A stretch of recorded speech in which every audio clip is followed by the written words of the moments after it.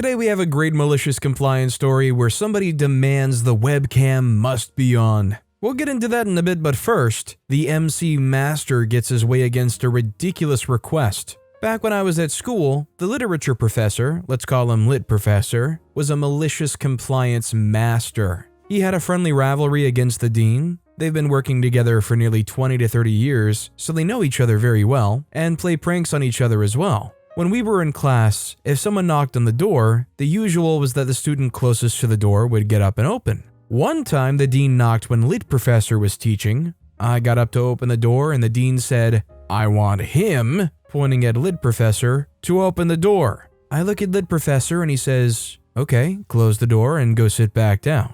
And then Lit Professor drops on his knees and starts walking on his knees to the door shouting, "We're sorry, oh great dean, we're not worthy of your presence. Please forgive us if we've done wrong." It took him perhaps 2 minutes to do the 2 meters walk to the door. We lost it. We were laughing our butts off. Dean was standing there with a look that mixed bafflement and anger, but at the same time trying not to burst into laughter. The fact that what Dean came to say was the most standard, mundane, and generic announcement made it even funnier somehow. This was Lit Professor's typical behavior. He used to spend a lot of chalk writing on the board, almost twice as much as the next professor, so the guy in charge of supplies complained, and the head of studies cut Lit Professor's chalk supply in half. So he would steal the other professor's chalk to have the amount he thought he needed. He told this story about the first time he had to teach, almost 30 years before my time at the school. Bear in mind he was short, 1.55 meters tall,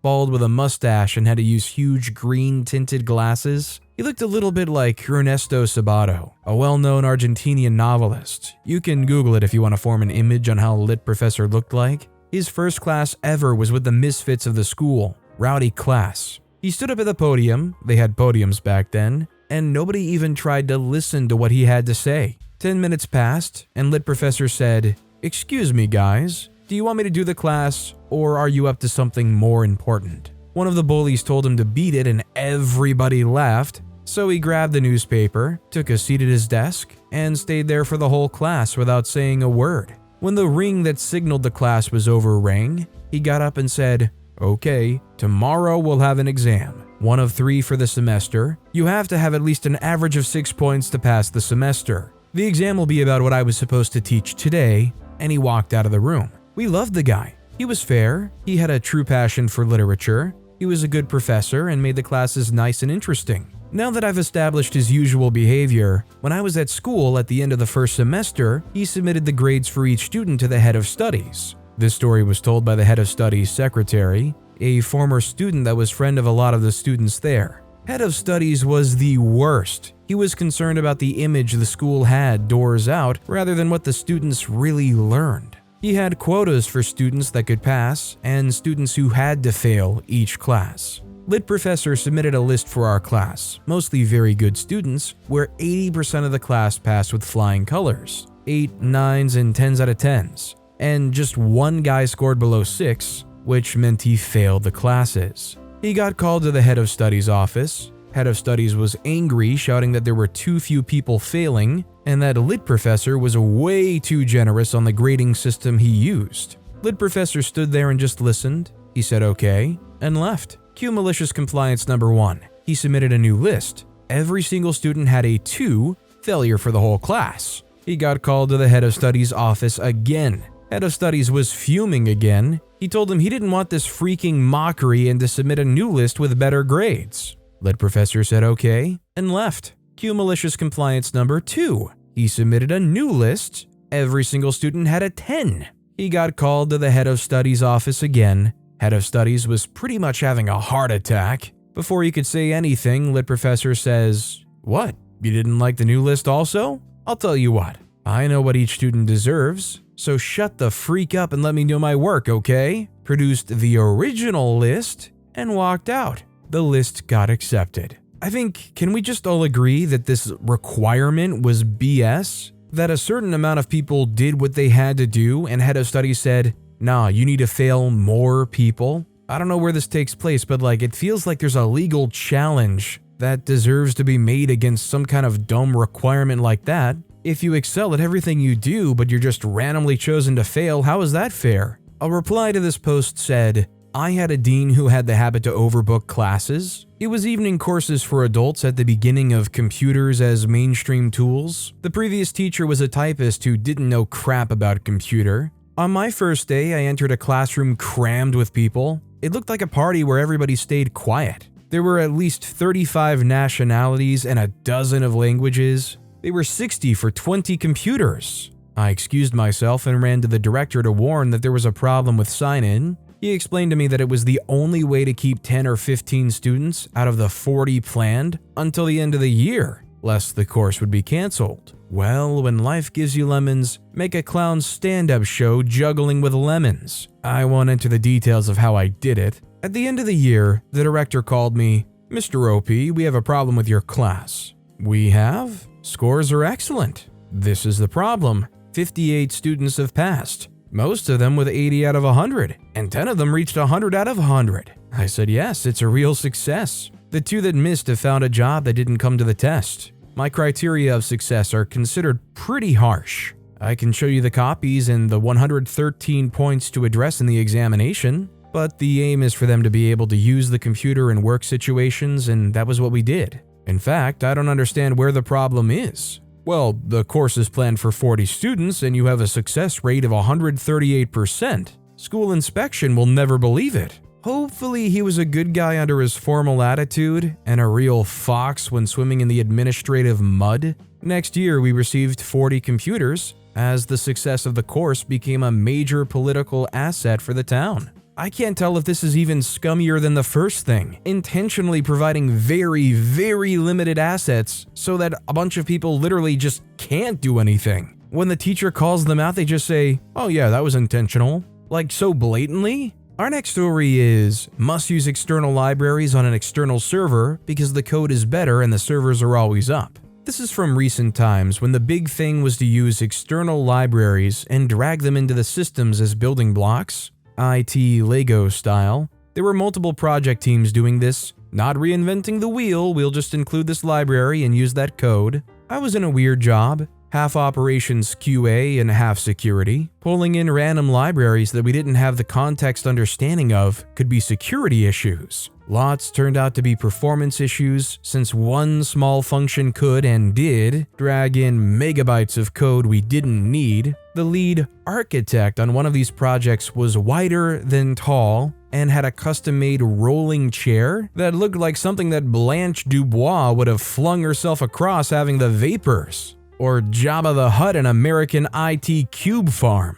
Pick your genre. In any case, they were adamant about pulling libraries from repositories, and if the developer of the repository was pulling in extra stuff, there must be a reason. And that external servers gave us a higher reliability since the risk was spread across many servers. Missing the complexity part, no architecture changes, get out of my tent. So as time went on, production code got slower and bigger. I got a small team together to pull down the libraries, comb out the parts we weren't using, test on a load-balanced pair of internal servers, and then stand them up on some Amazon cloud servers, AWS servers, push back the new AWS links to the dev teams. They were happy because when the new code went in, they got credited with increased performance. Lather, rinse, and repeat, and we had moved 99% of the library to our AWS system cloned from our internal servers and had reduced the footprint by about 70%. Performance was up, and we were able to audit the code in the library to make sure that it wasn't leaking data to other places.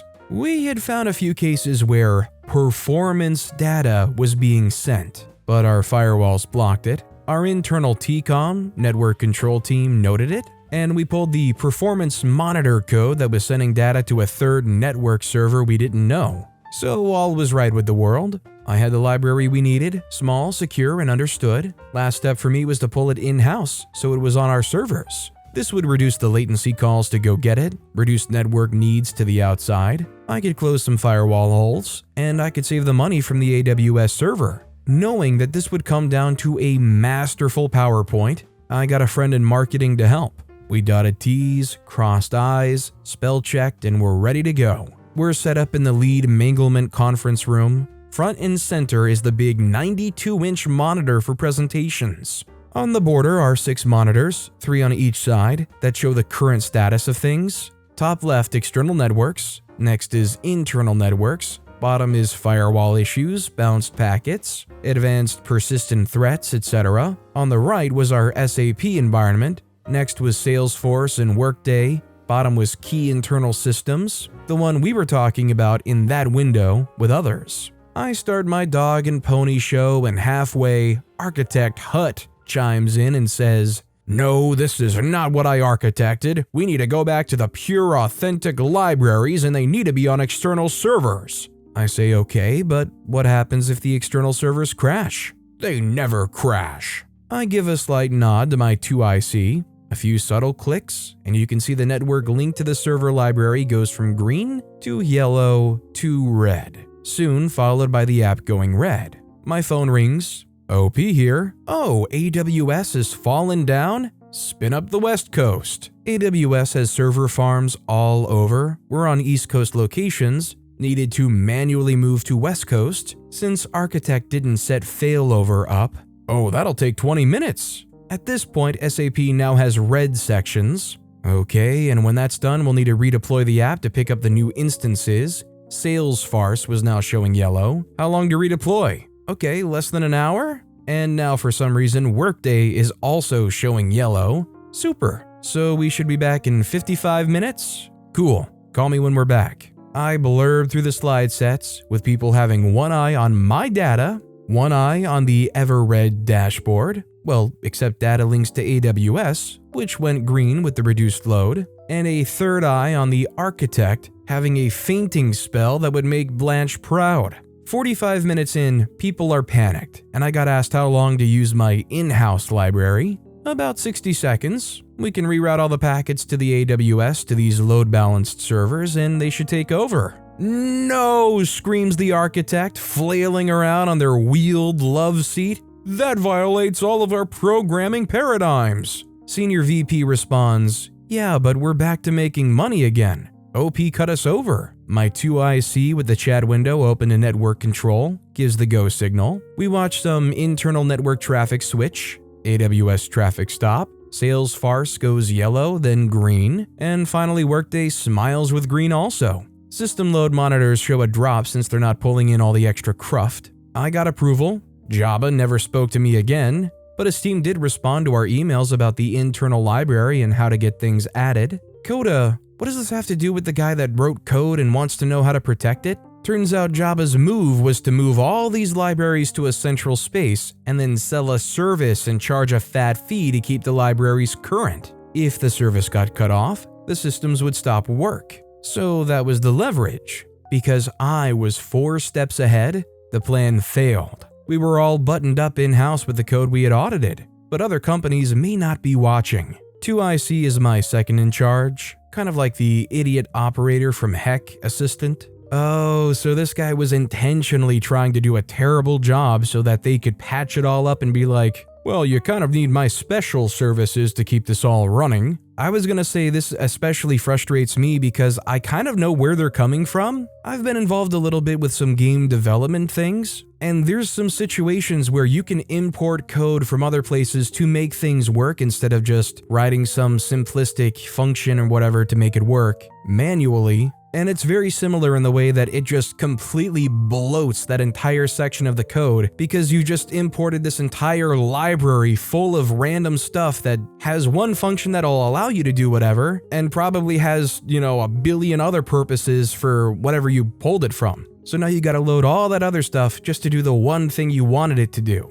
Obviously, it's not a good design choice. Our next story is camera must be on. So I, 26-year-old female, am a new mom and just returned from maternity leave June 1st. I work from home in a telemarketing position via chat/text selling Windows. This is important. In this time, I've attended multiple virtual team meetings that should have been emails, attended team huddles, met with coworkers one-on-one, and revised some of our best practices, all while holding my, at the time, 2-month-old son. 3 weeks ago, we were informed that turning our cameras on for virtual meetings was mandatory, and she did not care if we were put together. or presented as professional for these meetings, but the expectation was to have your camera on and engage in the topics discussed. She also informed me that being a parent was unprofessional, not important to this story. So, after running my plan by my coworkers, team of 10, and getting a green light, in the last 2 weeks I've attended 21 meetings. In every meeting I log into the meeting, turn on my camera,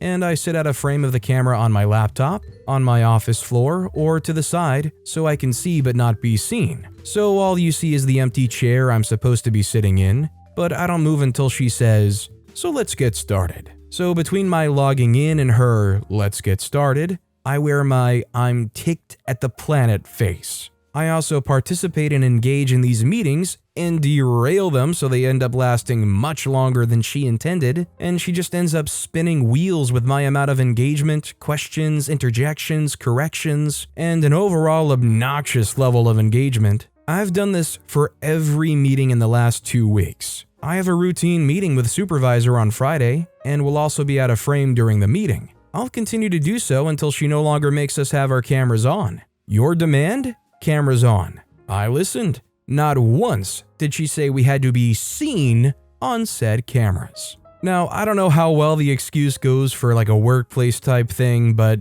I've always just trusted the old, "Oh, my webcam's busted," or "Oh, I don't have a webcam." Is your employer gonna really say, "Well, you need to get that fixed," or "You need to buy a new webcam"? I'll use a webcam when you expense it for me. New purse check rule, absolutely mandatory. I work 3 jobs, the hours and days vary. My full-time job is in an office space in a very fancy modern office with a great company. They have some great amenities on site too. A full gym, lockers and showers, full cafeteria, etc. My second job is close to full-time, depending on other employees' availability, no set schedule, very chaotic and not well ran. It's a boutique just a bus ride from my office, and it's all in a very busy downtown tourist port city by the ocean. The thing is, it's a tourist boutique. It's all city-branded trinkets, shirts, postcards, and gifts. There's really not much any locals would want, unless buying it for out-of-town family. Third job is a fast food place. I'm often between these 2 jobs and don't have time to run home between. I carry a gym bag with me, with my tiny purse and wallet inside, along with clean business professional clothes, gym clothes, and work uniforms to change in and out of, extra underwear. It's summer and extremely hot, and our buses don't usually ever have AC, so if there's time, I'll shower at the office, and I have travel-size shower items. A book for the bus rides, I don't have a car, lunch and snacks, hairbrush. Apparently the boutique has experienced a lot of loss. Something we had previously brought up being an issue, because our boss, the owner, will have big tables and buckets of items outside by the sides of the door, where we can't monitor them, especially if we're inside with customers. People definitely take advantage, and we've seen a lot of people grab things and just walk off. These aren't the cheaper items in the store either. We've lost an entire display of mid-priced sunglasses, handfuls of bikini separates, and at one point the entire table was emptied in a snatch and run with about 5 younger people. But he thinks it's us stealing things. His wife runs the store, she's always in. She said we have a new mandatory bag check, and every employee in the store is a woman who usually carries a purse or bag. It's not just a quick look through the bag. She wants to remove the items and feel around the sides of the bag and make sure we aren't taking any trinkets and items. I'll be honest, I haven't seen anybody on staff, there's 4 of us, ever steal anything. And I don't even think it's because they're all stand-up employees. I think it's because they don't care to own any of the cheap, tacky tourist items. Because my bag is bigger, it's been kind of a nightmare for me. She wants me to take every individual item out of my bag and show there's nothing wrapped up inside of it, lay it out across the table by the register. The first day of this, I was late to work because she wouldn't start checking my bag until I clocked out. And then she took her time with a customer, causing me to be almost half an hour late to my other job. I considered that I could just continue getting lockers at my office, but they're day use only. So depending on my schedule, I'd have to make a separate trip to get back to the office before the building closed to remove my items, and it wouldn't be feasible with my other jobs. I'm honestly pretty sure the staff who cleans the lockers at the end of the day probably wouldn't mind and would work something out for me, but I don't feel like I need to go out of my way to keep a steady rotation on a locker. If my boutique manager wants to make things awkward and difficult on me, I'm going to turn around and do it right back to her. She is a very tightly wound conservative lady, so I added a few extra items to my gym bag. I don't get my period, but I picked up a menstrual cup. Period talk makes her absolutely faint. I included some new reading material, old 70s Playboys I keep at the house for aesthetic purposes, and I just like them. I swapped in some of my sexiest and functionally impossible underwear, but also one of my granniest of panties. I also, for no reason at all, included condoms, furry handcuffs, a gag gift in my sister's bachelorette party, and I picked up a pamphlet at a nearby community center for their group therapy for bereavement. It went off perfectly at the end of my shift. There were customers in the store, and she made me go through my bag item by item, opening them up and holding it up so she could check to make sure there was nothing hidden. I carefully fanned out my old magazines to show there was nothing between the pages. I pulled out each set of underwear like a creepy fashion show, holding them up to the light so she could see directly through the lace. Every item we pulled out of the gym bag made her more and more flush. She was uncomfortable. She could barely perform the check. She nearly had a panic attack when I pulled out a little sandwich baggie with a menstrual cup in it. I even pulled out the pamphlet and set it aside slowly with intent to seem affected by it, and she looked at me quizzically and kind of confused, asked, "What's this about?" And I said solemnly, "Oh, I haven't lost anybody, but it's a great place to meet new people." I pulled the condoms out right after saying that. My second bag check was definitely faster than the first, and I was finished and out the door in time to catch my bus and arrived to work early. Actually, I speed running the bag check. Wasn't my initial plan, but it was definitely an unconsidered plus to the situation. I honestly don't mind doing a bag check if they really feel like it's so necessary, but the invasiveness of making every employee pull out inside everything in their bags on a table, where every customer in the store has a plain view of everything they have, is a little much, and purposely making it take so much time that it's interfering with our other jobs and personal lives is crossing the line. But now I'm kind of excited to see what other items I can include in my gym bag, just to keep her on her toes. I don't want it to be too obvious, but just enough to make her consider that a lady's bag is usually private, and upending that for all our customers to see might not be great for business. So I'm not gonna lie, if I went into a business and I saw that they were opening the employees' bags and making them empty everything out and checking for it, I don't know if I would want to give them my business. That just seems horrendously invasive. I agree with what a lot of other people are saying though. If this is mandatory and you're going to comply to it, this needs to happen before you clock out,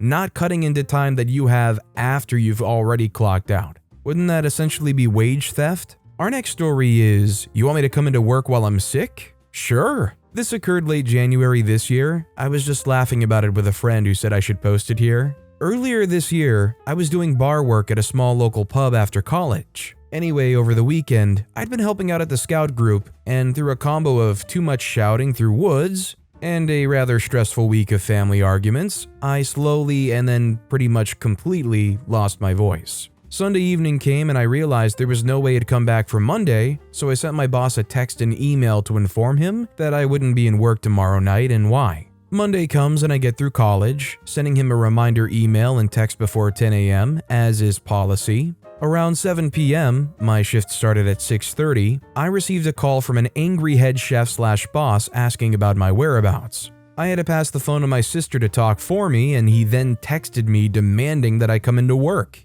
I decided, you know what, I will, but customers won't be happy. I went in and sorted the bar, and it wasn't long until problems started. First couple of customers wanted some pints pulled, so no need for me to really converse, other than motioning at the amount due for payment. Then a group of already tipsy women wanted a few gins and wines. I couldn't ask them what they wanted or let them know what we had, other than gesturing and scribbling on a notepad. This group contained a particularly vocal Karen, and she had a reputation. She began harassing me, and then turned her attention to the chef's mom as she walked past carrying a food order. She immediately noticed me at the bar, did a double take and a glance of, "You shouldn't be here." She then more or less ordered me home. I ended up with a full shift's pay for 10 minutes of actually being there, and was let off until my voice returned. A week and a half later, one of the serving staff told me about the aftermath. Chef's mom had fetched Chef from the kitchen and had given him a good telling off in the bar area in front of customers. This wasn't the first time he tried to force staff to come in when they were ill. She also had him personally deal with Karen. Yeah, the last place I would want somebody being forced to come in while they're ill is a bartending job. I mean, in OP's situation, it was relatively harmless, no voice. But if somebody's actually sick, I don't want them handling my drinks, mixing and shaking things. Our next story is, I will report every bathroom break. Of course. So several years ago, I worked for the worst boss ever. I was working as a teacher at a preschool. I had 28 students in my class, ages 4 to 5. I had no assistant at any time of the day, so this meant I had to do quite a lot of tasks all at once by myself. One of these things were bathroom breaks. The bathroom had a half wall, boys on one side and girls on the other. This way the teacher can supervise all learners at once. I had a very well-oiled routine with my class at bathroom breaks. I'll explain in detail here. If you don't want to read, skip to the next paragraph. So I had 2 lines, boys and girls. They lined up at opposite sides so they could not see into the other toilet. Kids go in 4 at a time. Once you're done, you sit on the floor in the doorway until everyone's done. This way I could keep my eyes on almost every child at all times. The doors were always open so I could run out if needed. I jumped over the half wall if needed, and basically I had everyone within a few meters of myself. This entire routine took about 10 minutes. I did my routine once every hour. Kids could go to the bathroom by themselves in between bathroom breaks. There were no issues. My boss comes shouting into my class one day. A girl in my class has had an accident. She wet herself on her way to the bathroom. My boss shouted about this girl wetting her pants in front of all of my students who were having free play. The kids were all silent. She screamed at me and I just tried to explain that she was on her way. She just didn't make it and our next bathroom break was in 10 minutes. She continued shouting at me. I waited for her to finish screaming and asked if the child who wet herself had been helped to change. She says no,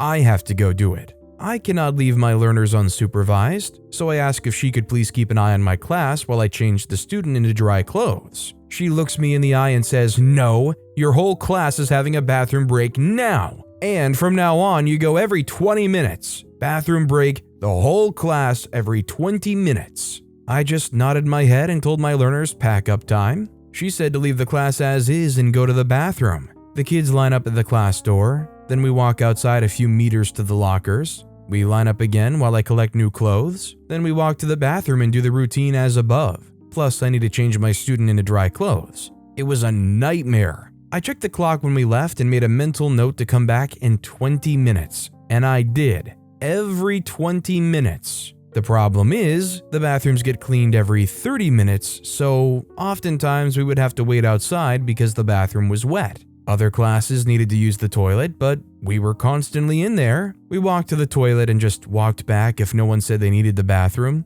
By the end of the day, they were so sick of going to the toilet, 1 p.m.-ish. The next morning, we continued the routine. That meant that sometimes parents came to drop off and there was no one to welcome them or watch their child. Or that parents were still trying to do a handover and then it's been 20 minutes, so it's time for a bathroom break. We started our morning circle ring and went to the bathroom. We read a story and went to the bathroom. We had free play in bathroom. Every 20 minutes. Everyone in that school was so annoyed with me. Everyone knew it was ridiculous, but I told them that's what boss lady said so. That afternoon, a schedule was sent out as to when every class may use the bathroom, scheduling the bathroom breaks and cleaning breaks for all the classes. And wouldn't you know it, my class was scheduled for once every 60 minutes. Ha! I don't know what the setup is at this place where it's so necessary to schedule. I guess I've just been lucky enough in my elementary schools or while growing up that almost every room had a bathroom.